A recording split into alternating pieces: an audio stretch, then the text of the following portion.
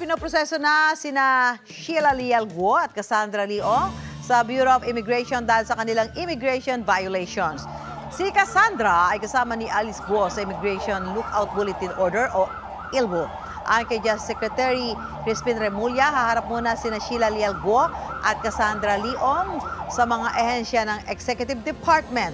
Matapos ito ay saka sila haharap sa Legislative Department kung saan may warrant of arrest sila ng Senado. Kinumpirma naman ito ni Senador Risa Ontiveros sa ating panayam kanina.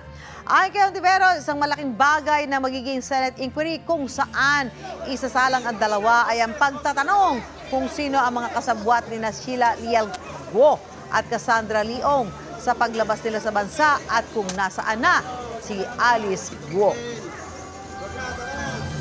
Ayan, so naantabayan natin kanina sa reporto ng ating kasama si Salima Refran ay naandyan na po sa tanggapan ng Bureau of Immigration itong sina Guo at Ong para isagawa ang proseso para sa kanila at sasailalim din sila sa medical check-up dahil sabi nga ho nung report ng ating kasama si Salima ay medyo itong dalawa daw po ito, particular si Guo ay parang dumadaing na medyo masama ang pakiramdam.